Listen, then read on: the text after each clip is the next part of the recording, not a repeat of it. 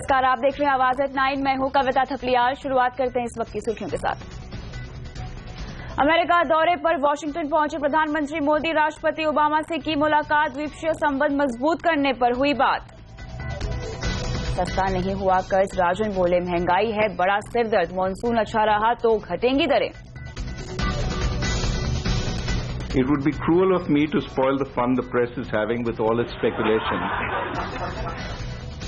कार्यकाल पर राजन ने ली चुटकी। कहा मीडिया का मजा नहीं करना चाहते किरकिरा। आगे दरें घटने की उम्मीद में भागा बाजार। साल की नई ऊंचाई पर पहुंचा। उड़ता पंजाब फिल्म विवाद पर भड़के अनुराग। कहा लगता है हम इंडिया नहीं नॉर्थ कोरिया में है। केजरीवाल को भी राजनीति नहीं करने की दी नसीहत। अनुराग कश्यप से एक्सक्लूसिव बात बुलेटिन में आगे। टेस्ला ने लॉन्च की स्टाइलिश डिजाइन वाली छोटी कार रेडिगो। कीमत 2,38,000 रुपए से शुरू। मारुति की ऑल्टो और रेनो की क्विड से होगा मुकाबला।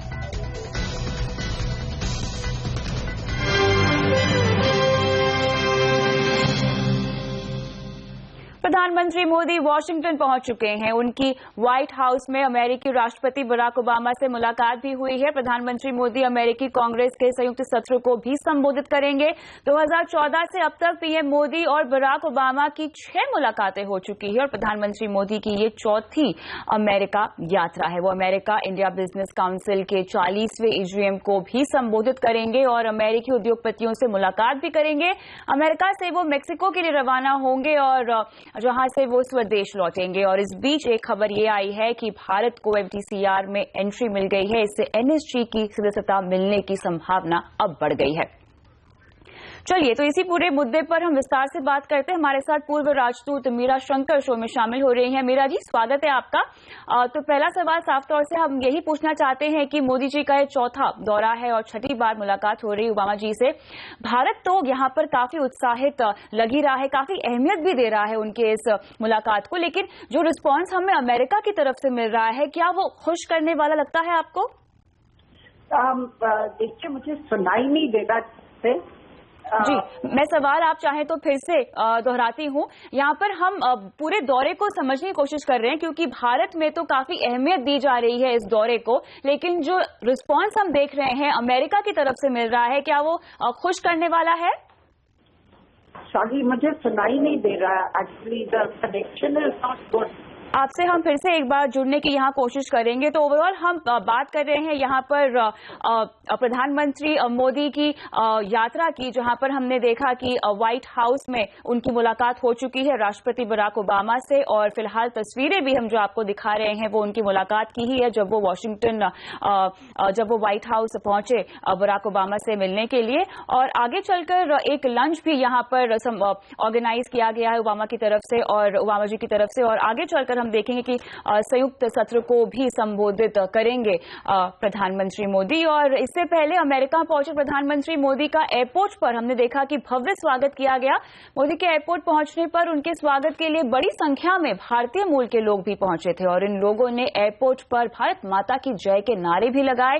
आर्लिंगटन स्मारक के बाद प्रधानमंत्री मोदी कोलंबिया अंतरिक्ष यान के स्मारक पर पहुंचे और वहां उन्होंने स्पेस शटल हादसे में मारे गए लोगों की समाधि पर श्रद्धांजलि दी। और यहीं पर भारतीय मूल की कल्पना चावला की भी समाधि है और इस हादसे में मारे गए लोगों में कल्पना चावला भी शामिल थी। और इसके अलावा अंतरिक्ष यात्री सुनीता विलियम्स के परिवार भी जो लोग थे वहां पर मौजूद थे। और अमेरिकी दौरे के दौरान पीएम मोदी को वहां अनोखा और बेशकीमती तोहफा मिला।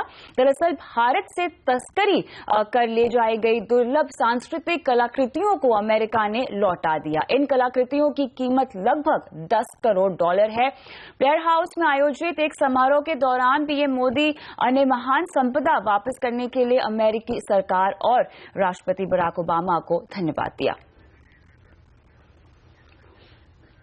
चलिए तो हमारे साथ पूर्व राजदूत मीरा शंकर एक बार फिर से जुड़ चुकी है। तो मीरा जी, आपको मेरी आवाज अभी अगर आ रही है तो आपसे हम यही समझना चाहते हैं इस पूरे दौरे को लेकर यहाँ पर जो रिस्पांस मिल रहा है अमेरिका की तरफ से वो कैसा है। लेकिन इस बीच हम आपको तस्वीरें भी दिखा देते हैं जो हमें दिखाई दे रही है जब प्रधानमंत्री मोदी मिलने पहुंचे बराक ओबामा से।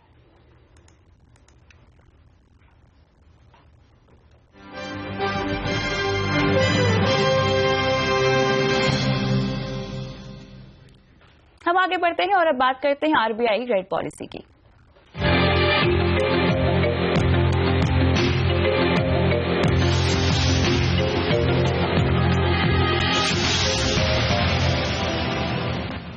आरबीआई गवर्नर रघुराम राजन ने ब्याज दरों में कोई बदलाव नहीं किया है। रेपो रेट 6.5%, सीआरआर 4% और एसएलआर 21% पर बरकरार रखा गया है। सीएनबीसी आवाज का भी अनुमान था कि दरों में बदलाव नहीं होगा और आरबीआई ने जनवरी 2017 तक के लिए महंगाई का अनुमान 5% यहां रखा है, जबकि FY17 के लिए जीडीपी अनुमान 7.6% पर बरकरार है। रिजर्व बैंक की नजर अब मॉनसून और महंगाई पर है और गवर्नर रघुराम राजन ने उनके मुताबिक अगर देखा जाए तो अगर मॉनसून की चाल अच्छी रही तो दरों में कटौती हो सकती है। The inflation reading in April was higher than anybody in the markets or we expected. Now, going forward, we have to see how it pans out. It is 1 month's readings.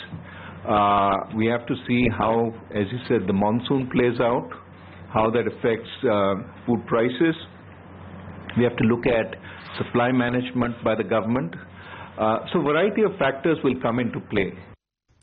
अपने कार्यकाल के विस्तार को लेकर अटकलों पर राजन ने चुटकी ली। उन्होंने कहा कि वो इसका खुलासा कर मीडिया का मजाक किरकिरा नहीं करना चाहते। As far as the question of my continuing in this position after September 4th goes, it would be cruel of me to spoil the fun the press is having with all its speculation.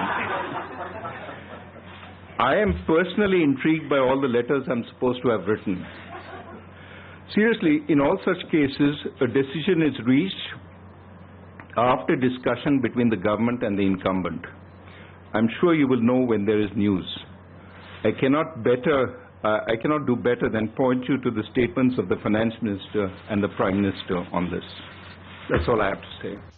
तो चलिए आज की policy से आगे के लिए किस तरह के संकेत मिल रहे हैं बताने के लिए हमारे साथ अब जुड़ रहे हैं हमारे बैंकिंग एडिटर प्रदीप पंड्या। प्रदीप, यहाँ पर दरों में तो कोई भी बदलाव नहीं किया गया है, लेकिन अगर हम गवर्नर साहब की चिंता की बात करें तो क्यों महंगाई उनके लिए अब भी सबसे बड़ी चिंता है?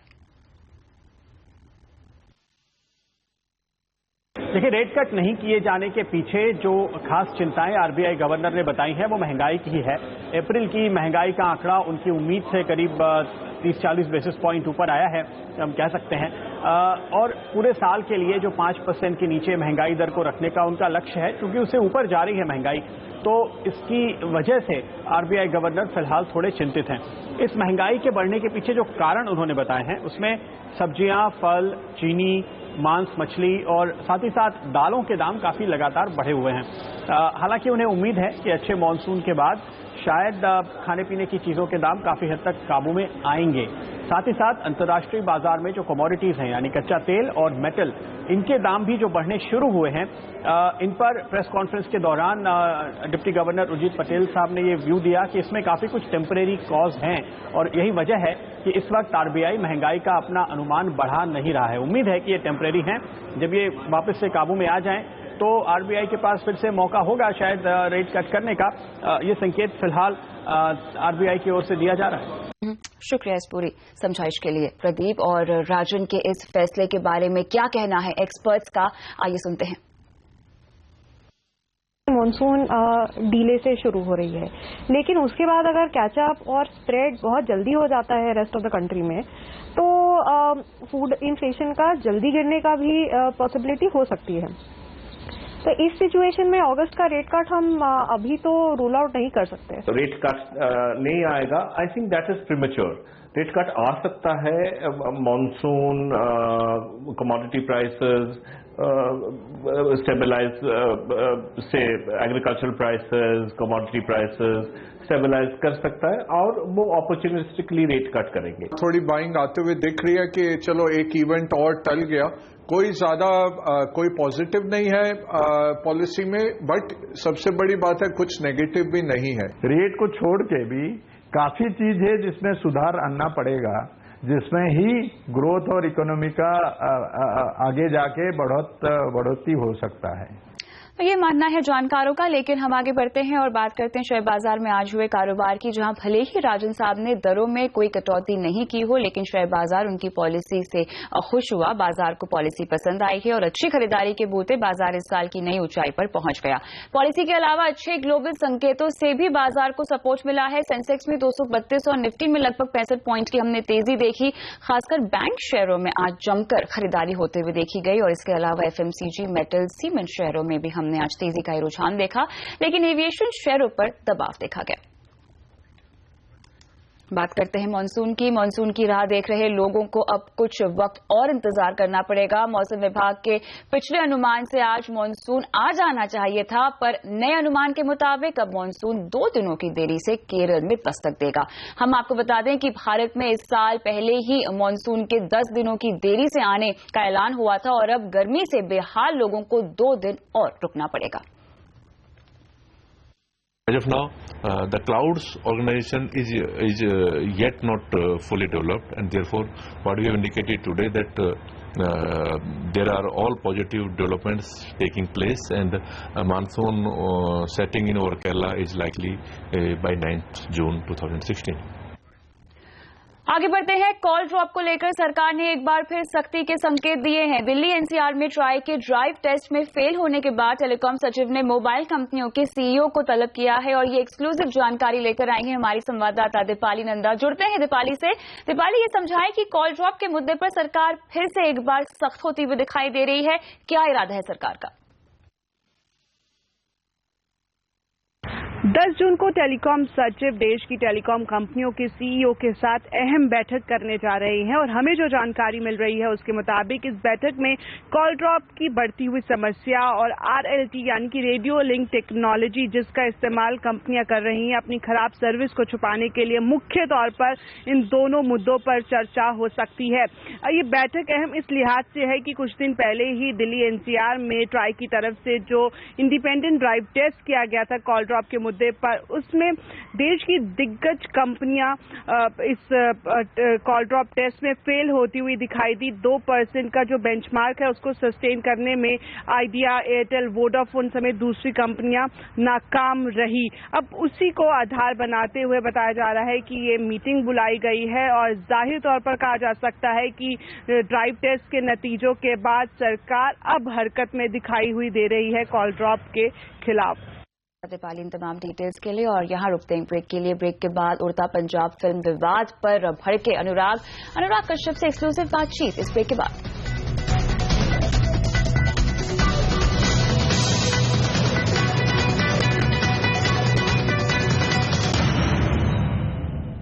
अनुराग कश्यप की फिल्म उड़ता पंजाब को लेकर विवाद छिड़ गया है। सेंसर बोर्ड चाहता है कि फिल्म के नाम से पंजाब हटा दिया जाना चाहिए। इसको लेकर सोशल मीडिया पर बवाल मचा हुआ है। फिल्म के प्रोड्यूसर अनुराग कश्यप ने तो भारत की तुलना उत्तर कोरिया से कर दी है और फिल्म 17 जून को रिलीज होनी है और इसमें शाहिद कपूर, करीना कपूर और आलिया भट्ट काम कर रहे हैं। इस पर मामले पर सियासी बयानबाजी तो हो ही रही है, लेकिन फिल्म के को प्रोड्यूसर अनुराग कश्यप ने ट्वीट करके कहा है कि इस मामले में किसी पार्टी को कूदने की जरूरत नहीं है क्योंकि ये मामला बोर्ड और उनके बीच का है। बहरहाल इस पूरे मामले पर बात करने के लिए हमारे साथ खुद जुड़ रहे हैं उड़ता पंजाब के को प्रोड्यूसर अनुराग कश्यप। स्वागत है आपका CNBC आवाज पर। अनुराग, क्यों लगता है आपको कि ये पूरा जो मामला है ये पॉलिटिकली मोटिवेटेड है? पॉलिटिकली मोटिवेटेड है तो अभी तक हमें तो नहीं मालूम ये बात, और मैं यहाँ पे बैठ के एज अ फिल्म मेकर मेरी जो लड़ाई है मेरे कॉन्स्टिट्यूशनल राइट्स की है। मैं एजम्पशन नहीं ले कर सकता कि उनके ऊपर कोई दबाव आ रहा है, क्योंकि ये सिर्फ बात उड़ता पंजाब की नहीं है। ये पहला नीलानी काफी टाइम से इसी तरह से एक्ट करते आ रहे हैं, उन्होंने दूसरी फिल्मों के साथ भी यही किया है और इस बार सिचुएशन कुछ अजीब सी हो गई है इसलिए क्योंकि मेरी जो पिछली फिल्म थी रामन राघव, वो जब एग्जामिनिंग कमेटी ने कट्स दिए थे मैंने वो कट्स एक्सेप्ट नहीं किए तो मैं सीधा ट्राइब्यूनल चला गया था रिवाइजिंग को स्किप करके, और उस बारे में उनको था कि ये हमारे कंट्रोल के बाहर कैसे चल सकता है and I have a valid reason to do that. मैं नहीं चाहता कि वो मेरी फिल्म में भगवान बने, मेरी जिंदगी में भगवान बने। अनुराग, अगर हम देखें तो अगले साल पंजाब में चुनाव भी होने वाला है। आपको लगता है कि क्या इसी वजह से फिल्म रिलीज नहीं होने दी जा रही है क्योंकि ड्रग्स का मुद्दा चुनावी मुद्दा भी यहां हो सकता है? जब ये फिल्म अभिषेक चौबे और सुदीप शर्मा ने बैठ के लिखी थी और लिखना शुरू की थी, उन्होंने इस मुद्दे से तो नहीं लिखी थी कि भैया हम इस फिल्म को इस तरह से टाइम करते हैं कि बन के तैयार हो जाएगी, इलेक्शन के पहले आएगी। ये फिल्म का पॉलिटिकल पार्टी से कोई लेना देना नहीं है। ये फिल्म यूथ और ड्रग्स के बारे में है, और अगर पॉलिटिकल पार्टी को ऐसा लगता है और वो उसको रोकना चाहते हैं तो वो उनकी प्रॉब्लम है, और उसके लिए हमारे पास कॉन्स्टिट्यूशन में राइट्स है कि हम सुप्रीम कोर्ट जा सकें। हमें जो है अपनी फिल्म रिलीज करनी है, हमें मालूम हमने एक बहुत ही जिम्मेदार फिल्म बनाई है। ये फिल्म ड्रग्स और यूथ के बारे में, ये ड्रग्स किस तरह से पंजाब के फैब्रिक में अंदर तक दीमक की तरह घुस चुका है, फिल्म उस बारे में, और हमने वो फिल्म बनाई है। और प्रहलाद जी के साथ क्या है कि उनका वो काफी समय से चला आ रहा है, उनका एक वो दादागिरी वाला, बुलिंग वाला एटीट्यूड है जो बहुत समय से चला आ रहा है। ये जो है वो ऐसा नहीं कि पर्सनली टारगेट करते हैं, वो इसलिए ये बहुत ही स्ट्रेंज सिचुएशन। इसलिए मैंने जो ट्वीट किया था कि प्रहलाद निलानी से डील करना ऐसा है जैसे कि आप नॉर्थ कोरिया में हैं, उसका एक कारण है। उसका कारण ये है कि वो आदमी जो है ना तो लॉ में आपसे विद इन द लॉज आपसे डील करता है या बात करता है, he treats it, he wants to play God in your life. वो चाहता है कि वो फिल्म जो है हमेशा उनके कंट्रोल में रहे, फिल्म मेकर जो है उनके ऊपर डिपेंड करें, उनकी मर्जी पे रहे। और इसमें जो है अगर आप उनसे बात नहीं करो, उनकी प्रॉब्लम ये है कि आके हमसे क्यों नहीं भीख मांगते, मुझसे क्यों नहीं बोलते कि ये मेरी पिक्चर रिलीज कर दो। लेकिन अनुराग, यहाँ पे आपने कहा कि ये फिल्म यूथ और ड्रग्स के बारे में है, तो हमें ये समझाइए कि आपने इसका नाम उड़ता पंजाब क्यों रखा? क्योंकि अगर हम ड्रग्स की बात करें तो ये प्रॉब्लम, ये समस्या तो पूरे हिंदुस्तान में है, तो पंजाब पर फोकस क्यों? ये फिल्म जो है पंजाब के बारे में है। हम ऐसा रैंडम फिल्म नहीं बना सकते, वो काम हमारा नहीं, वो न्यूज वालों का काम है कि आप इंडिया में कहां कहां ड्रग्स है और कहां कहां क्या है। हम एक कहानी कह रहे हैं एक स्टेट के हिस्से में जो हो रहा है, जो बॉर्डर के गांव में, पंजाब के बॉर्डर के गांवों में जो हो रहा है और वहां पे कैसे क्या हो रहा है, हमने उसके बारे में कहानी कही, 4 कैरेक्टर्स के बारे में जो कि कोई भी पॉलिटिशियन नहीं है। सो मुझे जब हम फिल्म बनाते हैं तो हम फिल्म बनाते हैं और हमारा वो फ्रीडम है कि हम किस तरह की फिल्म बनाएं। अब वो फिल्म चाहे उड़ता इंडिया क्यों नहीं है या उड़ता वो क्यों नहीं, वो हमारी जिम्मेदारी नहीं है। बिल्कुल। आखिरी सवाल यहाँ पर आपसे अनुराग, क्या हम 17 जून को ये फिल्म देख पाएंगे? क्योंकि नवासी कट्स यहाँ पर बोले हैं सेंसर बोर्ड ने। आखिर हमें जो भी कहा गया है, पंजाब वर्ड निकालने को कहा गया है, सारे शहरों के नाम निकालने को कहे गए हैं, कुछ डायलॉग्स निकालने को कहे गए हैं। हमने तो अभी तक काउंट भी नहीं किया फिल्म में पंजाब 89 बार आता है कि उससे ज्यादा बार आता है, तो मुझे नहीं मालूम ये कट्स कितने हैं। लेकिन ये जो चीज है, हमारी फिल्म जो है उसका कोई रेलेवेंस नहीं रहता। अगर आपने पंजाब निकाल दिया, कल को कोई भी आदमी खड़ा होकर कुछ भी कह सकता है। हमें बॉम्बे टू गोवा में बॉम्बे निकाल दो, गोवा निकाल दो, पिक्चर का नाम 2 रखो, ऐसा भी हो जाएगा। कल को कोई भी आदमी किसी भी चीज से बुरा मान सकता है। कल को कोई आदमी खड़ा होकर बोल सकता है कि इस फिल्म में वो विलेन का नाम में शर्मा क्यों था, या उस कुत्ते का नाम ऐसा क्यों था। हर आदमी हर बात पे ऑफेंस ले सकता है। हमारी फिल्म में जो रियल होना बंद हो जाएगी। जी अनुराग, उसका रिपरकशन ये है। जी बहुत बहुत शुक्रिया इस पूरे विवाद पर हमसे जुड़कर बात करने के लिए। यहाँ फिल्म उड़ता पंजाब पर उभरे विवाद के बीच राहुल गांधी ने ट्वीट कर पंजाब सरकार पर तंज कसा है, और राहुल गांधी ने ट्वीट किया है कि पंजाब ड्रग्स की गंभीर समस्या की चपेट में है और उड़ता पंजाब की सेंसरशिप से इसका समाधान नहीं होगा। सरकार को इसे स्वीकार करते हुए इसका हल निकालना चाहिए। उधर संचार राज्य मंत्री जयवर्धन सिंह राठौड़ का कहना है कि मामले को बेवजह तूल दिया जा रहा है, क्योंकि अगर किसी बोर्ड के फैसले के बाद भी सर्टिफिकेशन की अपील ट्रिब्यूनल में यहां की जा सकती है। जो सर्टिफिकेशन बोर्ड है उसके अंदर सबसे पहले एग्जामिनिंग कमेटी होती है, एग्जामिनिंग कमेटी के बाद रिव्यूइंग कमेटी होती है। ये फिल्म जिसकी आप चर्चा कर रहे हैं ये अभी रिव्यूइंग कमेटी में गई है। रिव्यूइंग कमेटी के निर्णय से कोई भी असंतुष्ट हो तो वापस से अपील कर सकता है वो रिव्यूइंग कमेटी में। अगर उसके बाद भी कोई असंतुष्ट हो तो उसके बाद एक एंटायरली डिफरेंट एक बॉडी है, उसका नाम है appellate tribunal, film certification appellate tribunal. उसको हेड करते हैं रिटायर्ड जस्टिस, वो बिल्कुल अलग बॉडी है, वहां अपील में जा सकती है। चलिए हम आगे बढ़ते हैं और बात करते हैं महंगाई की, जहां खाने का तेल हर घर की जरूरत है और इसके बिना खाना नहीं बन सकता। लेकिन खाने के तेल भी यहां महंगे हो गए हैं। मूंगफली का तेल तो 15 से 20% महंगा हो गया है।